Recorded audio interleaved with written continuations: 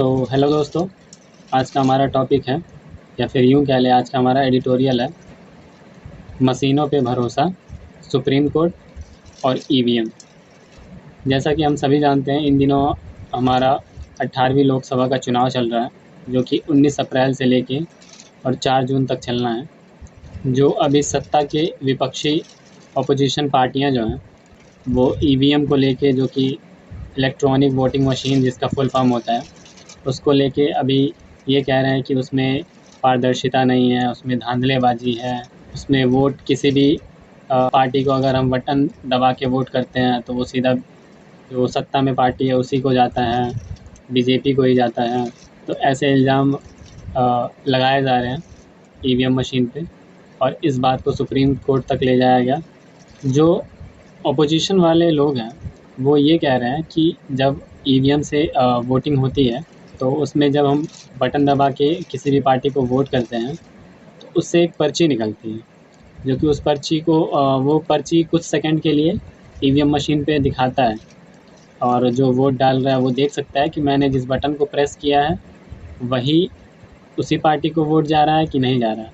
और फिर कुछ सेकंड के बाद वो जो पर्ची निकलती है वो अपने आप उसमें से कट के नीचे गिर जाती है उस मशीन में ही।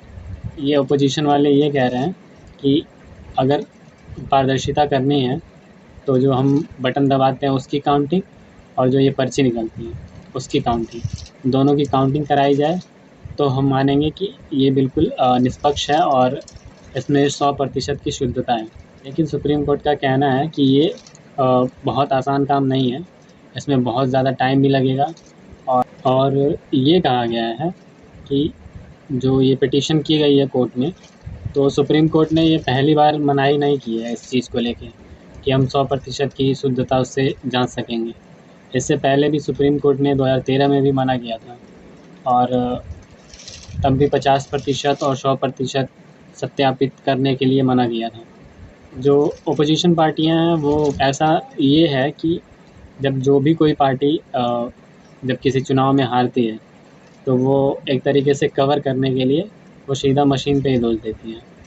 और मैं बताना चाहूँगा आपको कि ये जो ईवीएम मशीन है उसमें आप किसी भी तरीके की छेड़छाड़ नहीं कर सकते हैं, ना उसे हैक कर सकते हैं, ना ही कुछ और कर सकते हैं। हैकिंग इसलिए नहीं हो सकता क्योंकि वो किसी भी डिवाइस से कनेक्टेड नहीं है, ना वाईफाई है, ना ब्लूटूथ है, ना रेडियो फ्रिक्वेंसी है, ना ही किसी प्रकार की कनेक्टिविटी है उसमें कि आप किसी भी तरीके से उसे हैक कर सकें। और दूसरी बात, अगर आप उसे खोल कर भी कुछ करना चाहें वो अपने आप ही ख़राब हो जाएगा खोलते वक्त ही। इसलिए ईवीएम मशीन के साथ कोई भी छेड़छाड़ करना या फिर ये कहना कि ईवीएम मशीन कोई भी बटन प्रेस करें लेकिन जाता वोट बीजेपी को ही है, तो ये बिल्कुल गलत है। और इसमें अगर कोई खामियां रही हैं तो वो दिन इलेक्शन कमीशन ने इसको ठीक किया है।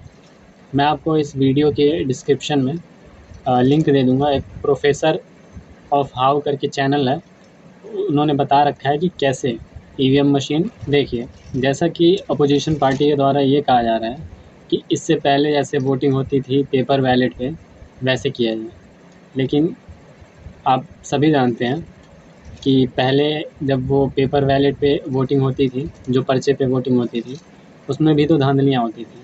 उसमें तो जो उस एरिया का जो बहुत पावरफुल आदमी है वो उस पूरे एरिया को ही कैप्चर कर लेता था, वहाँ पे ट्रक से ही गायब हो जाते थे पेपर बैलेट। तो वो भी तरीका सेफ़ नहीं है। उसके मुकाबले तो ये बहुत सेफ़ है ईवीएम मशीन से वोटिंग, वो तो बिल्कुल सेफ़ नहीं था। और फिर से वो काफ़ी पहले की बात है, मतलब अब हम फिर से 10 साल पीछे जाएँ जबकि हमें आगे जाना है। वेस्ट ऑफ टाइम है वो एक तरीके से। अगर हम उससे करते हैं वेस्ट ऑफ टाइम है, और भी चीज़ों की हानि है उसमें। और ये जो नई टेक्नोलॉजी को हम अपना के और जितनी शुद्धता आज है और अभी हो पा रहा है उतनी शुद्धता वो तब नहीं था। तो सुप्रीम कोर्ट ने भी मना किया है कि हम वैसे नहीं कर सकते। अगर आपको भरोसा नहीं होता है, जब वोटिंग पड़ जाएगी उसके 45 दिनों तक उसको सुरक्षित रखा जाएगा ईवीएम मशीन को, उसकी काउंटिंग के लिए। अगर कोई भी जो 2 उम्मीदवार हैं जो लगभग में जीतने ही वाले थे बट हारे हुए उम्मीदवार जो 2 हैं उनको बुलाया जाए और वो जिस भी पोलिंग की काउंटिंग कराना चाहते हैं उस पोलिंग की 5% वोटिंग उनके सामने पर्चे पे काउंटिंग की जाएगी और जो ईवीएम मशीन में काउंटिंग हुई है उस पर काउंटिंग की जाएगी और फिर मैच कराया जाएगा। अगर उन्हें भरोसा नहीं है तो सुप्रीम कोर्ट ने ये आश्वासन दिया है कि आप ऐसे कर सकते हैं। तो ये कंट्रोवर्सी वाला मामला है कि अपोजिशन कहता है कि उसमें उसको ईवीएम पे भरोसा नहीं है और इलेक्शन कमीशन कहता है कि ये 100% शुद्ध है। और इसी क्रम में न्यायमूर्ति संजीव खन्ना जो हैं उन्होंने एक अपना सुझाव दिया है कि ये जो ईवीएम से मशीन से जो पेपर बैलेट निकलता है तो अगर उसकी काउंटिंग करानी है तो नए टेक्नोलॉजी का यूज़ करके और मशीन ऐसी बनाई जाए कि जिससे काउंटिंग करना काफ़ी आसान है। अदरवाइज़ अगर हम एक-एक करके काउंटिंग करने लगे तो उसमें भी काफ़ी टाइम लगेगा और दूसरी बात उसमें भी तो धांधली होने की आशंका रहेगी क्योंकि वो भी तो इंसानों के द्वारा ही होगा। तो इसलिए टेक्नोलॉजी का यूज़ करके ऐसी मशीन विकसित करने की अभी हाल फिलहाल में एक जगह है वहाँ पे 0% वोटिंग हुई है। सोचिए इन सब चीज़ों के वजह से सबसे बड़ी बात ये है कि आज के दौर में कोई भी जल्दी इलेक्शन कमीशन ऑफ इंडिया पे भरोसा नहीं कर रहे हैं। ये सबसे बड़ी चुनौती है इलेक्शन कमीशन ऑफ इंडिया के लिए और ये बहुत ही बुरी बात है कि जो हमारे पूरे भारत देश का एक तरीके से चुनाव करवा रहा है उस पर लोगों का भरोसा ही नहीं है। तो लोगों को भी उस पर भरोसा करना चाहिए और जो इलेक्शन कमीशन ऑफ इंडिया है उसे अपनी तरफ से बिल्कुल निष्पक्ष होके इलेक्शन करवाना चाहिए, किसी भी पार्टी के पक्ष में ना होके। तो ये काफ़ी शर्मनाक है पूरे देश के लिए कि देश का जो इलेक्शन करा रहा है उसके ऊपर ही देशवासियों को भरोसा नहीं है। सुप्रीम कोर्ट ऑफ इंडिया ने ये कहा है कि उसे कोई भी ऐसा पुख्ता सबूत नहीं मिला है कि जिसके बेस पे वो इलेक्शन कमीशन ऑफ इंडिया के जो ये ईवीएम मशीन है उस पर कोई आरोप लगा सके। इलेक्ट्रॉनिक वोटिंग मशीन है ईवीएम, वो बिल्कुल 100% शुद्ध है।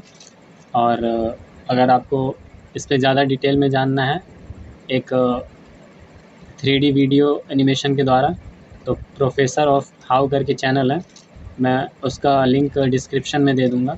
आप लोग वहाँ से जाके देख सकते हैं कि आखिरकार हमारा जो ईवीएम मशीन है वो कितना सुरक्षित है वोटिंग के लिए। ऐसा नहीं कर सकते कि पीछे जब 10 साल पहले जैसे वोटिंग होता था पेपर बैलेट पे वैसे हम नहीं कर सकते क्योंकि उसमें बहुत ही टाइम वेस्टिंग है और शुद्धता भी नहीं है। क्योंकि पहले भी तो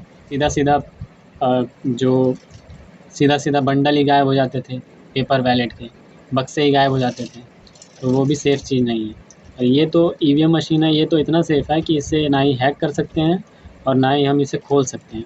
खोलते ही ये अपने आप ही ख़राब हो जाएगा। अब सोचिए अब ये कितना सुरक्षित है और ये इतनी निगरानी में रहता है ईवीएम में वोट पड़ने से पहले, फिर ईवीएम में वोट जब पड़ जाता है, फिर जब वो लोड होके अपने सिक्योर हाउस में जाते हैं तब भी इतनी सिक्योरिटी के साथ इसे रखा जाता है। देखने में तो ये काफ़ी शुद्ध है, 100% शुद्ध है और पूरे देशवासियों को इस पे भरोसा करना चाहिए और सबसे मेन भरोसा इलेक्शन कमीशन ऑफ इंडिया पे करें जिसके द्वारा ये पूरा इलेक्शन कराया जा रहा है।